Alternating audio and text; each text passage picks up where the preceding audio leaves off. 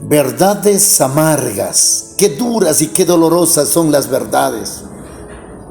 Queridos amigos, muchas personas o algunas personas me acusan de que soy un enemigo de la Iglesia Católica por tratar estos temas que están claramente evidenciados a través de la historia y que necesariamente alguien debe darlos a conocer.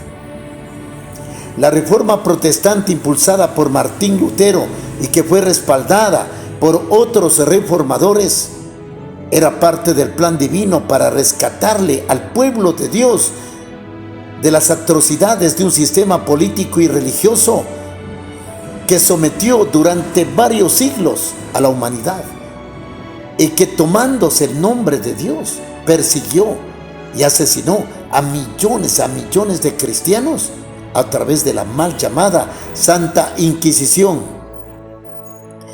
Durante varios años, o varios siglos, digamos, encadenó también la Biblia, prohibiendo que persona alguna pueda tener acceso a la Biblia, como actualmente lo tenemos, y que puedan estudiar de manera libre y voluntaria.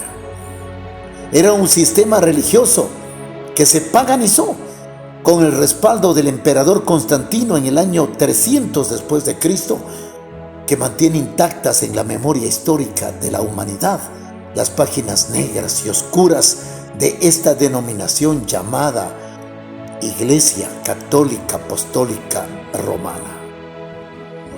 Acusó al científico Galileo Galilei de hereje y lo confinó a arresto domiciliario durante sus últimos 9 años de vida por el simple hecho de haber publicado su descubrimiento sobre la ley de la gravedad. En 1535, el famoso inglés Tyndall fue encarcelado por la Iglesia Católica y un año más tarde amarrado a una estaca y quemado vivo en una plaza pública.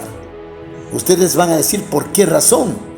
Por el simple hecho de haber traducido por primera vez la Biblia al inglés y al hebreo. Y también por haber impreso miles y miles de Biblias, de ejemplares del Nuevo Testamento para las personas comunes.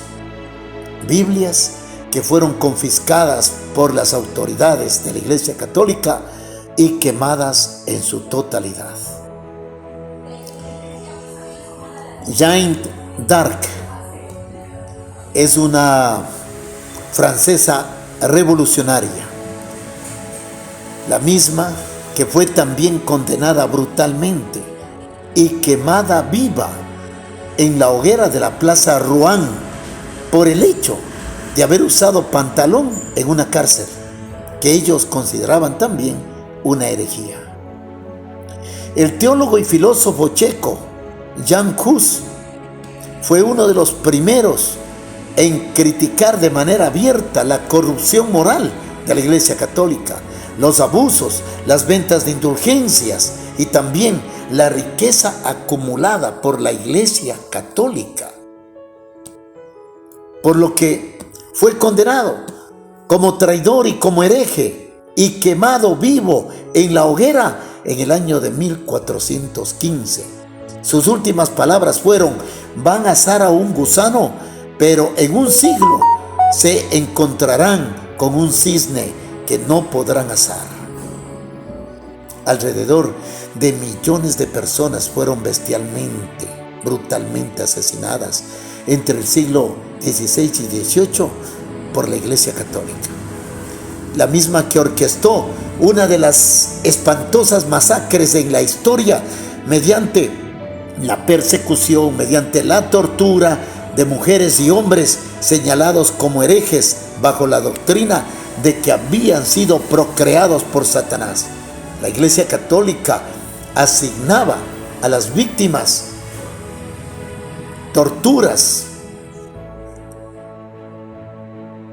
impensables, descabelladas, tremendamente dolorosas, asesinaba a los cristianos, flagelándoles, torturándoles, desollándoles, castrándoles, destripándoles, descuartizándoles, asfixiándoles y triturándoles mediante instrumentos de tortura terribles que hasta el día de hoy existen en el Museo de la Santa Inquisición y que son testigos mudos de esta historia nefasta de la humanidad.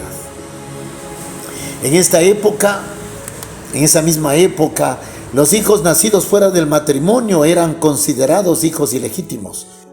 Algunas personas ancianas se deben acordar de lo que estoy diciendo. Y los hijos ilegítimos no gozaban de los mismos derechos de los hijos que nacían dentro del matrimonio, a quienes también se les decía que ellos sí eran hijos legítimos. Por lo tanto, los padres de los hijos ilegítimos, preocupados por la situación de sus hijos, para poderlos redimir, escuchen bien, debían entregar al servicio de la Iglesia Católica, aparentemente como esclavos. Durante 7 años debían servir estos jóvenes, estos niños, 7 años a la Iglesia Católica, para que al finalizar esta penitencia, estos hijos ilegítimos reciban un documento eclesiástico que los declaraba como hijos legítimos y podían asumir todos los derechos de sus padres. Estas y otras terribles bestialidades cometidas por la Iglesia Católica a lo largo de la historia son las razones por las que millones de personas se declararon protestantes, y es allí donde nace el protestantismo, lógicamente bajo el aval de Martín Lutero y otros reformadores. Y es así como millones de personas abandonan la fe católica para crear sus propios movimientos religiosos. La Biblia declara que esos tiempos terribles de persecución que vivieron nuestros antepasados van nuevamente a repetirse. Esto va a suceder cuando por segunda vez se establezca la unión de la Iglesia con el Estado y en cumplimiento profético de los últimos tiempos.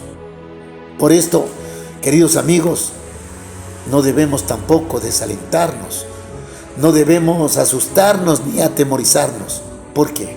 Porque justamente con esta información profética, que es bíblica, existe también la promesa real de que Dios jamás nos va a abandonar.